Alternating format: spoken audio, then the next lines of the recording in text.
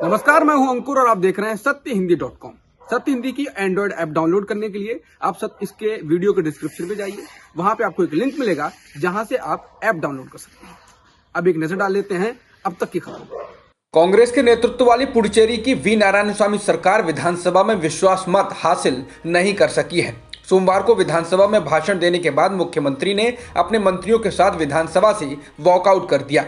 मुख्यमंत्री ने विधानसभा में कहा कि जिन लोगों ने इस्तीफा दिया है वे लोगों का सामना नहीं कर पाएंगे और लोग उन्हें अवसरवादी कहेंगे। मुख्यमंत्री वी नारायणस्वामी ने थोड़ी देर बाद राज्यपाल से मिलकर उन्हें अपना इस्तीफा सौंप दिया।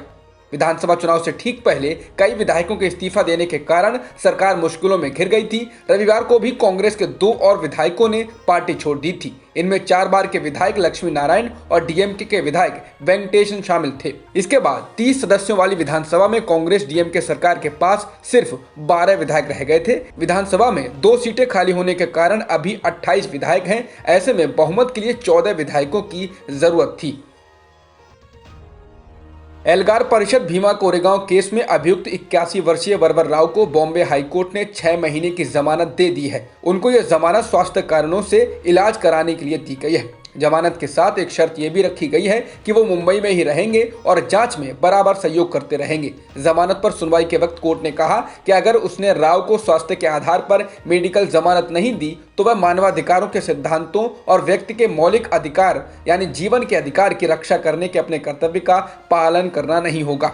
बता दें, वरवर राव को महाराष्ट्र के भीमा कोरेगांव में साल 2018 की 1 जनवरी को भड़की हिंसा के बाद से गिरफ्तार कर लिया गया था। इस मामले में अब तक 16 सामाजिक कार्यकर्ताओं, कवियों और वकीलों को गिरफ्तार किया जा चुका है।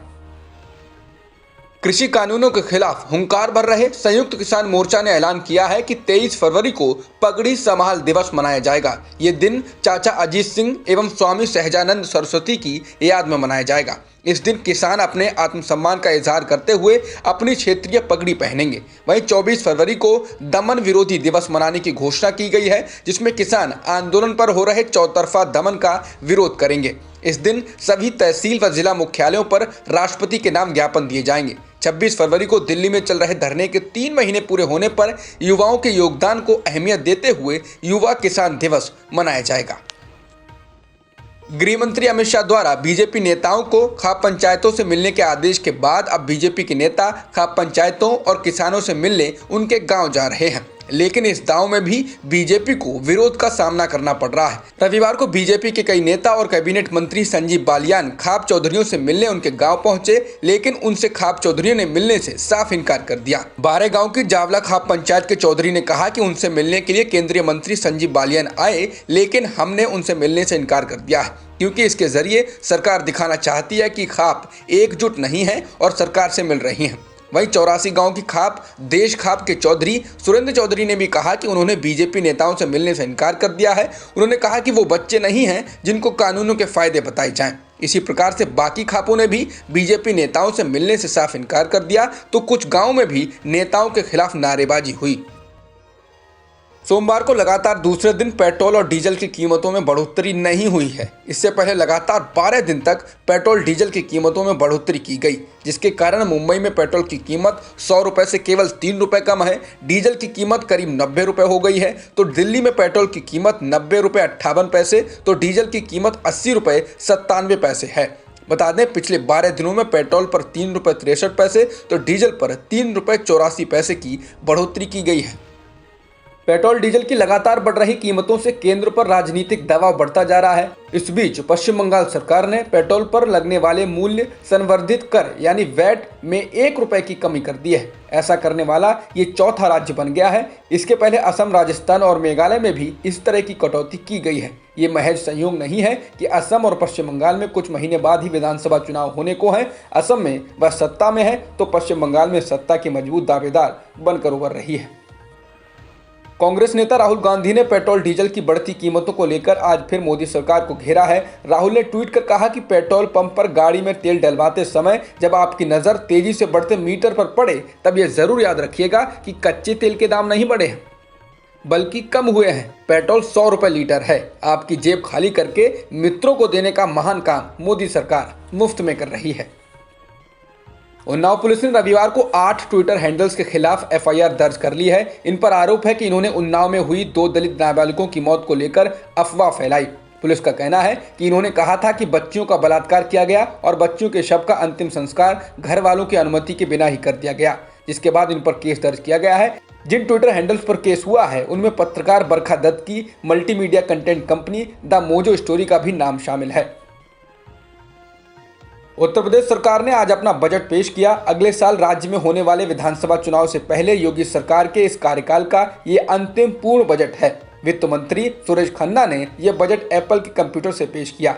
यूपी सरकार का ये बजट कुल 5,50,270 करोड़ 78 लाख रुपए का है।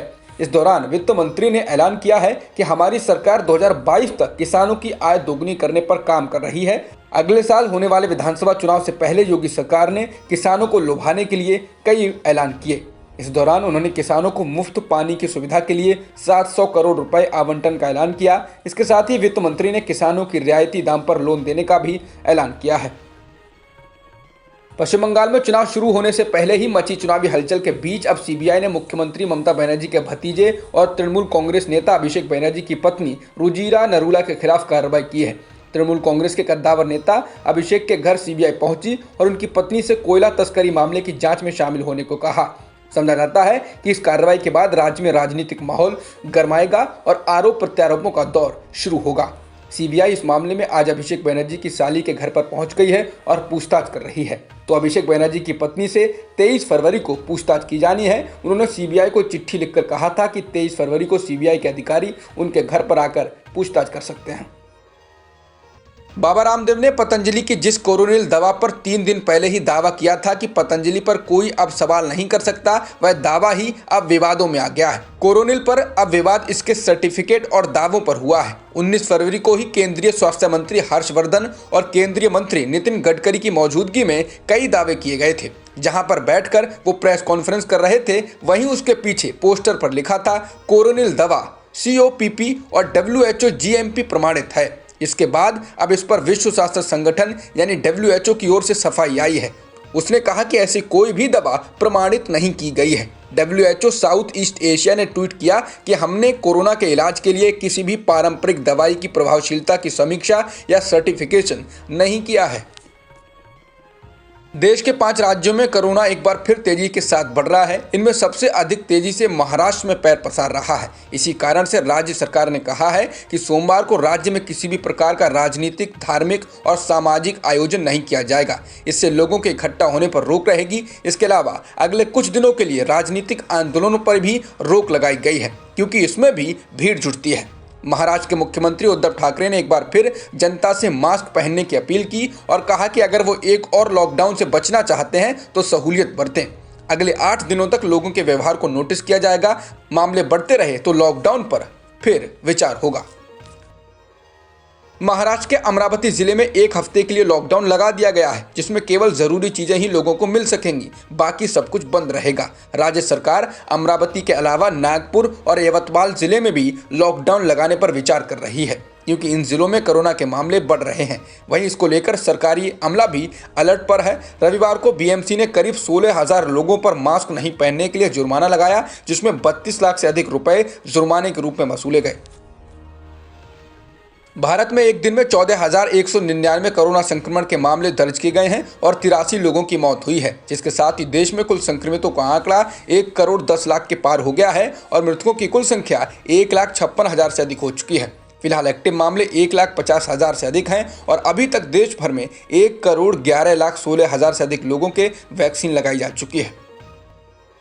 अमेरिका में कोरोना के कारण मरने वालों की संख्या 5 लाख पहुंचने वाली है। जॉन्स हॉपकिंस यूनिवर्सिटी के मुताबिक अब तक अमेरिका में कोरोना से मरने वालों की संख्या 4,98,000 से ज़्यादा हो चुकी है। वहीं कुल संक्रमितों का आंकड़ा 2 करोड़ 81 लाख से अधिक हो चुका है। अमेरिकी राष्ट्रपति जो बाइडेन के मुख्य चिकित्सा सलाहकार एंथनी फाउची ने इसको बहुत ही भयानक और ऐतिहासिक बताया। उन्होंने कहा कि ऐसा या इसके आसपास का भी पिछले 100 सालों में नहीं देखा गया है। भारत और मालदीव ने $50 मिलियन का बहुत ही महत्वपूर्ण सुरक्षा समझौता किया है। मालदीव की राजधानी माले में भारत के विदेश मंत्री एस जयशंकर और मालदीव के रक्षा मंत्री मारिया दीदी ने ये $50 मिलियन का defence line of credit agreement sign किया है। वहीं वैश्विक कूटनीति और समुद्री सुरक्षा को बढ़ाने के लिए भारत अब मालदीव में बंदरगाह का विकास करेगा। इसके लिए दोनों देशों के बीच समझौता हुआ है। अब तक की खबरों में इतना ही। बाकी खबरों के लिए बने रहिए सत्यहिंदी.com के साथ। सत्य हिंदी का ऐप डाउनलोड करें गूगल प्ले स्टोर पर।